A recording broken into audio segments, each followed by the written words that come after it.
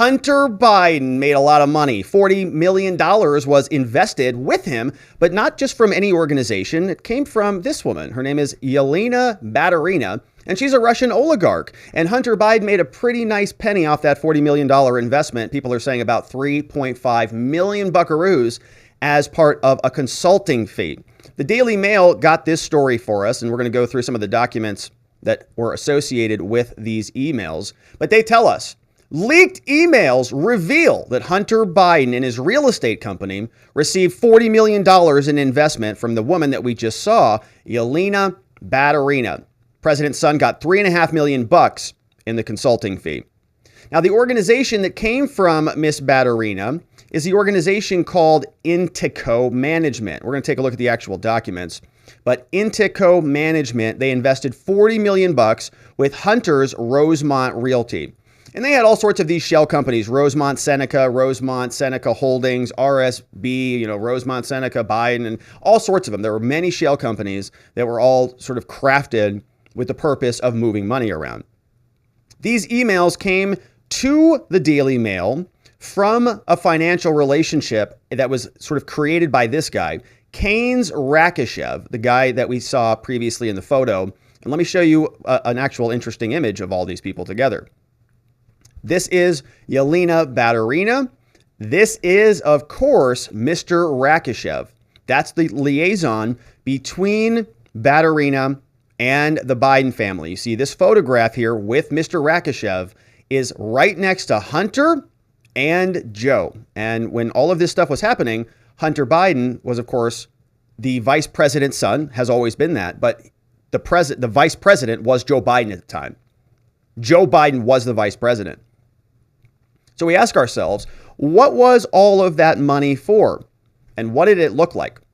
Let's take a look at the records themselves. This is the email that the Daily Mail received that shows that Hunter Biden and the Biden crime family were getting big funds, big money, big investments from the Russians. The email is written from this guy, Devin. Remember Devin Archer was a business partner to Hunter Biden. And he sends the letter over to Keynes Rakishev. The letter from Devin Archer, Hunter Biden's business partner, says, "Hey, Rakishev, I know you mentioned you were less interested in real estate, but this is a deal we're closing next month, and it's just too attractive not to share." Intico, which is Yelena Baturina's company, the Russian oligarch's company, he says, Intico, which is hers, who I know you know, is taking significant equity pieces here. Devin says to Keynes, we're doing 15 to 20 million as a GP, as a general partner, and that we'd love to have you on board. We can follow up on this when we speak. All the best, my brother. And brother is capitalized. It's very interesting. I wonder if that is referring to a type of designation for some reason. People in different societies and things, they will call themselves brothers and they'll capitalize it. I wonder if there's anything there. Now, this is in response to, you see, a letter that was translated, and it was from Mariana Fazalova to Keynes Rakishev and also copied to Devin Archer. And of course, we can't read what this says, but these are detailing some of the terms of the agreement. This is the partnership between the Russian oligarch and Hunter Biden's business entity. You can see it is the introduction, and we've got a Google translation that explains what is in this material. It tells us that Rosemont Realty over at rosemontrealty.com, same names that we're familiar with from many other Hunter Biden investigations. But they give us the brief description of the portfolio. The partnership is between a number of entities, including the Rosemont Diversified Portfolio, an LLC, and other companies like Rosemont Realty LLC and RREAF Diversified LLC. You can see these are Delaware limited liability companies, and they create a general partnership, and they refer to everybody who's involved as partners. In this agreement between Hunter and the Russian oligarch and others, we discussed the acquired properties. They're all pooling their money together to go invest in these things. The managing partnership is purchasing 7 office properties of Class A and Class B office buildings across 7 U.S. cities. So Hunter is helping a Russian oligarch buy up a bunch of office space in 7 cities across the country. Several different projects, one in Houston, Texas. That was built back in the 1970s, and it's about 10,000 square meters. We've got places in Denver, Colorado, Birmingham, Alabama, San Antonio, Texas. We have Albuquerque, New Mexico, Oklahoma, Tulsa, and Memphis, Alabama. Total square meters of office space, about 200,000. They detail this. They say in this agreement, we are working on 200,000 square meters of leasable office space, 91% of which are leased to 196 tenants on a long-term basis. Variety of companies operate in the space, healthcare, education, maybe even law firms. But how are they going to purchase all that property? Well, financing, obviously. Well, Rosemont Realty, which is where Hunter Biden and some of his partners are working, has entered into property acquisition contracts for $212 million to be assigned to the managing partnership. The price is about $917 per square meter, and it reflects the capitalization rate of 10%. The general partner has the right to amend, and so on. Now, the managing partnership purchases the properties about $52 million in cash. So they sort of, a down payment, in other words. And they've got approximately $160 million in proceeds from 8 collateralized mortgages and 2 other loans from other lenders. So they're talking about how they're going to be pooling this money together and where it's all coming from. They talk about the investment partnership. So where is the money coming from if it's all going to be dumped into the same bucket? They list the different partners here. Of course, we've already talked about these. Rosemont Diversified now is going to be another entity, as well as Rosemont Diversified Portfolio, an LP. The managing partnership is going to receive a total of $69 million from the partners. All of the different entities, all the different partners are going to send money up the chain, and then the partnership is going to manage it all, right? All the partners are pitching in. The managing general partner is going to invest at least $15 million of share capital as the same terms as the other partners. So Hunter and his people, they're putting in $15 million, which is exactly what Devon Archer said when he was communicating with Rakishev. He said, hey, we're coming in as a GP, by the way, and it's going to be 15 to $20 million up here. So they're making sure that the people who are managing it have some skin in the game. Same terms. Now, the remaining equity is going to be offered pro rata to other people under the partnership, and they're going to sort of split the pie up in different ways. But the investor equity is going to be acquired on equal terms, and they're not going to pay this out, right? A lot of legalese about disbursements of money. But the investment partnership is going to be a sole member of 8 other LLC companies. And this is how the breakdown of all the various partners goes. Each investor directly involved in the transaction is listed below. The general partner, that's Hunter and Devon and that crew, they've got 15 to 20 million bucks listed here. Intico, which is the Russian oligarch Yelena's company, which is based out of Switzerland, she's ponying up $40 million. $40 million for office space in the United States. Does that seem like something she might be very interested in? Expanding, or just, diversifying your portfolio. It just happens to be almost the entire investment amount going to the vice president's son. Very suspicious, no? Now there's other organizations, 5 million comes over from Ashland Foundation. All right, we've got another Small Investors LLC, another 5+ million. Total amount is 67. A lot of that is coming from Yelena, the Russian. Now, over profit and over time, the profit share will be distributed as follows. They say that below is a table based on investing 10 million in the deal. If you throw 10 million in, you're going to get a bunch of money back. A gross income on year 1, you're going to get a 9% return on your money, about 900 grand, right? You're going to see that in year 2, same deal. Year 3, year 5 is when you start to see some compounding value, and your gross income bumps up to 10%, and you make now $1 million a year. So It's just investment, total income on sales, and so on. Pretty nice little payday. Now, part of the contract you can see signed here by Rosemont Realty is in Russian. And you can see the details of that transaction yet again down here. Total investment, 67. Translated for the Russians, 40 million coming from Yelena. So it's sort of both sides of the documents, right? We're seeing both versions of this. And it looks like some pretty serious money going to Hunter Biden. And I didn't know this about him, but apparently he's a real estate mogul as well. He's kind of like Donald Trump. He just got real estate deals all over the place. 8 different buildings, different office buildings, all across the country. And he's going to be helping the Russians solve it. So this was the story from Rosemont Seneca. Now, of course, this is Hunter Biden's big payday, and that is not going to be good for the administration. Of course, we're waiting for them to respond to some of this stuff, but they are not wanting to do that, obviously, because it's a bad story for them. Representative James Comer is taking it to the Biden family. He says that when the Republicans are in charge, they're going to be doing some investigations. Here is Comer explaining that the Biden crime family has a long history, and when the Republicans are in charge, there's going to be some serious investigations coming their way. Yeah, I mean, you look at the facts with Hunter Biden and Jim Biden, the entire Biden crime family, as I would call it. They've been influence peddling for a decade.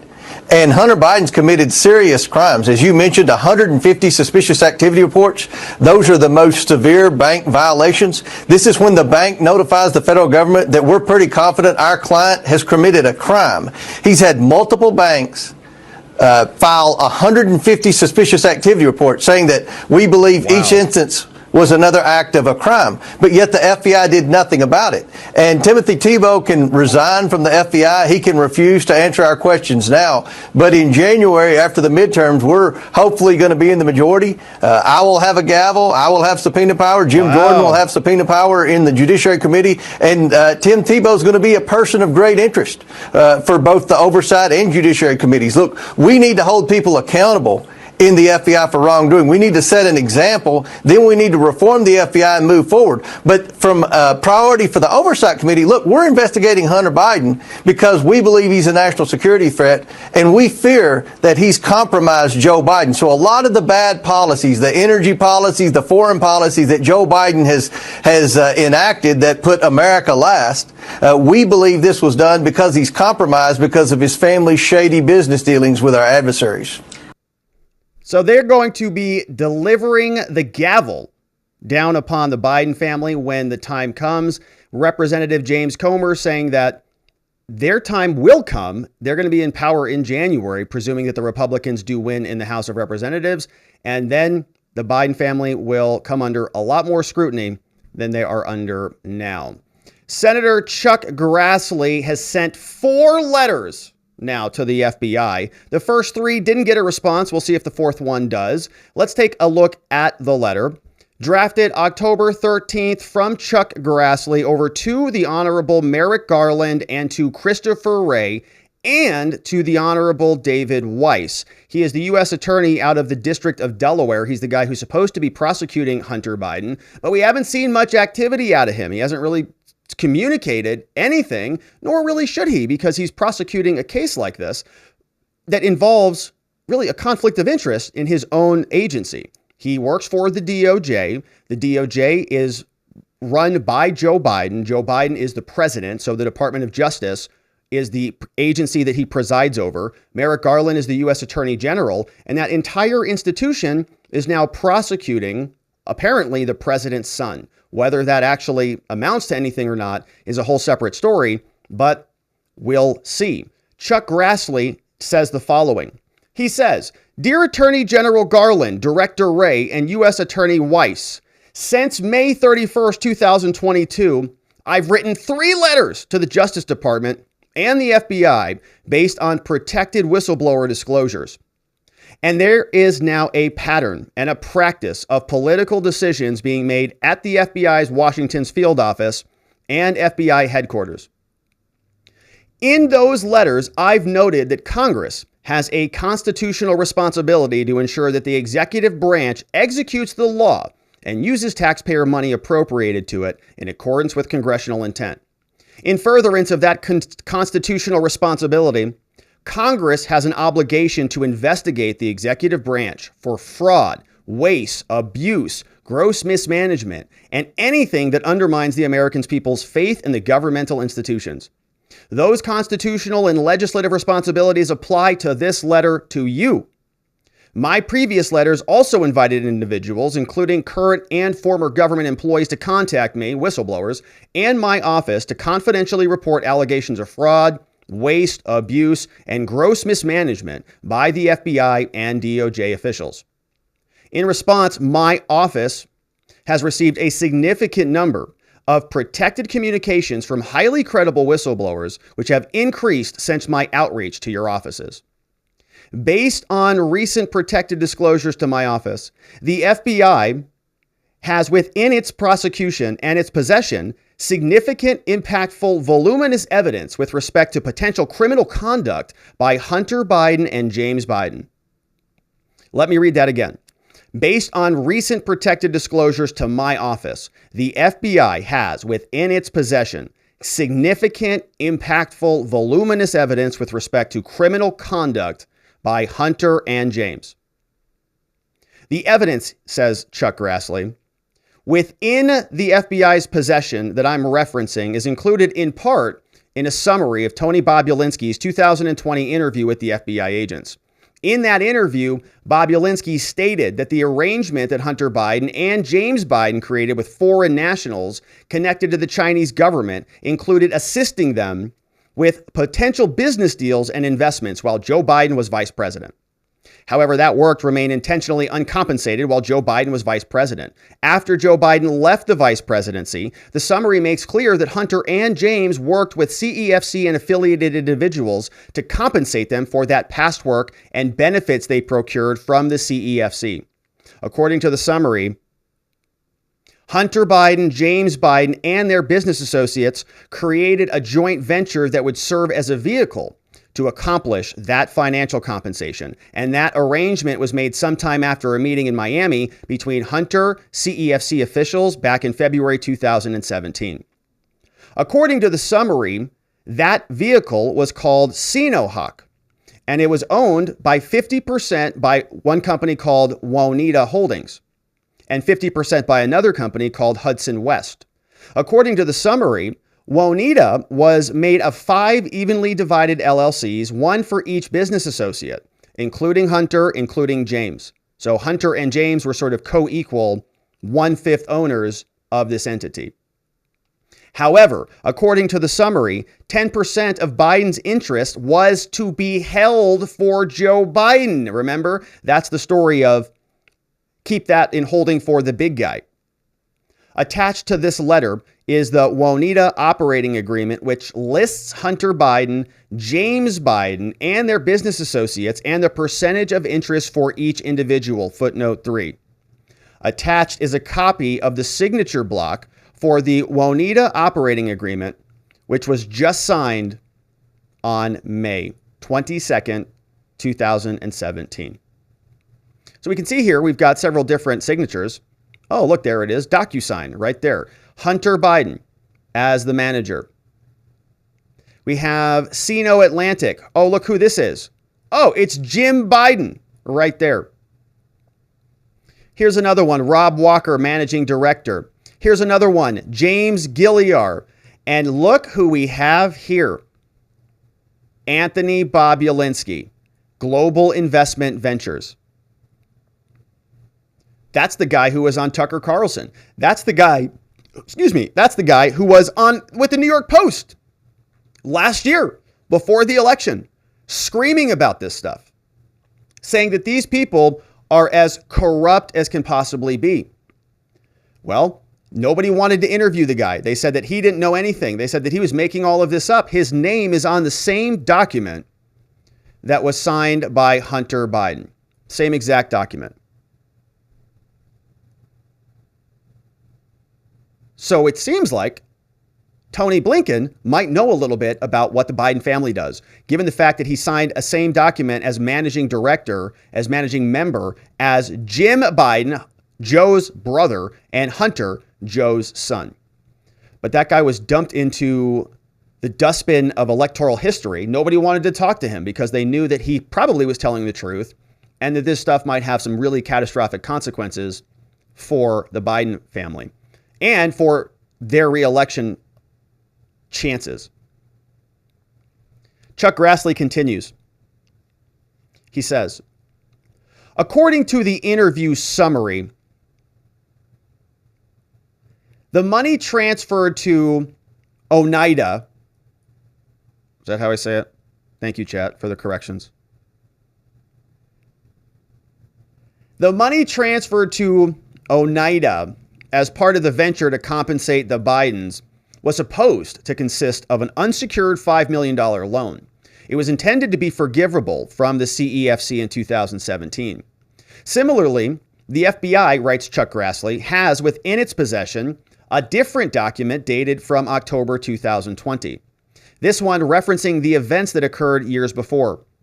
The document indicates that in May 2017, approximately 3 months after the joint venture was hatched in Miami, and the same month it was officially formed, Hunter Biden yelled at CEFC's officials at a meeting for failing to fund the joint venture. The same document notes that as of July 2017, the money still had not been transferred, and James Biden considered calling the officials and threatening to withdraw Biden family support from future deals.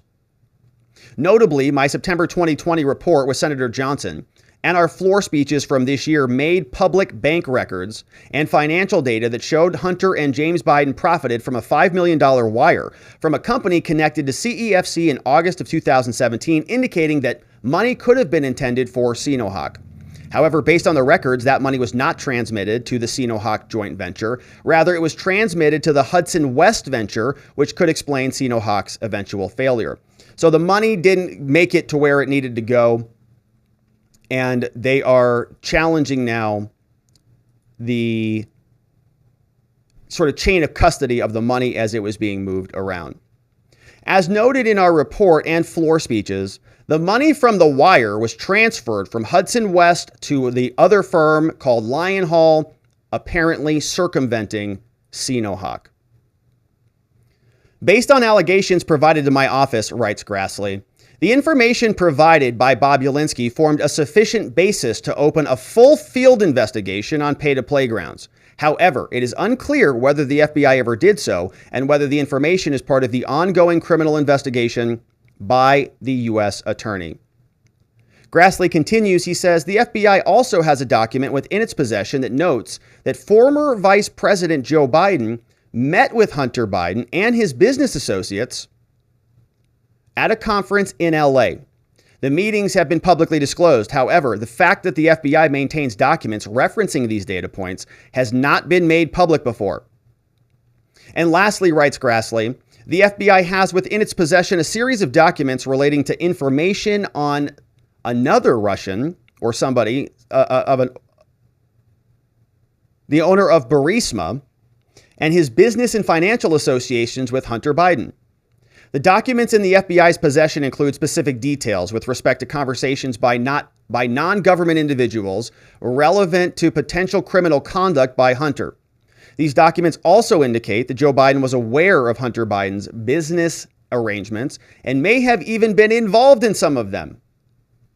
Based on the allegations, Grassley says it's unclear whether the FBI followed normal investigative procedure to determine the truth and accuracy of the information, or whether they shut down the investigative activity based on proper or improper disinformation claims in advance of the election, just as they did previously. It's also unclear whether U.S. Attorney Weiss has performed his own due diligence and other related investigations. These new disclosures beg the question, says Grassley, in light of the allegations that I've brought to your attention, what have the FBI and the DOJ done to investigate this, including U.S. Attorney Anthony Weiss? Notably, the Justice Department and the FBI have not disputed the accuracy of the allegations that I have made since I've made them public. The Justice Department and the FBI and their continued silence on these matters is deafening, and it further erodes their credibility.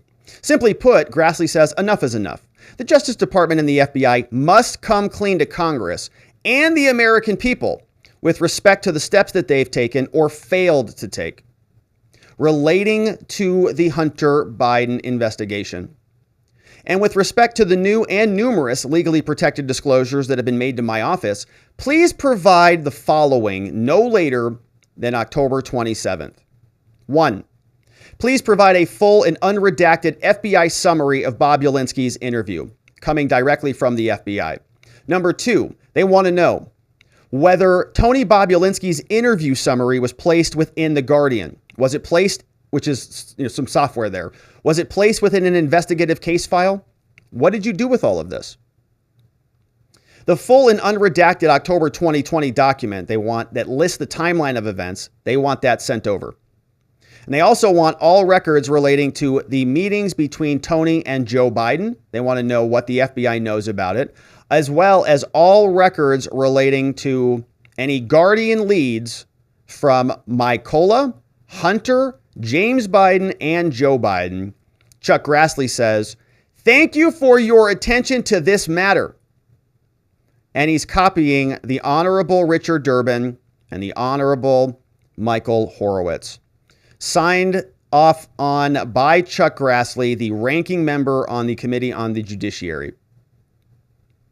Now, the LLC, you can see, is the organization called Oneida Holdings.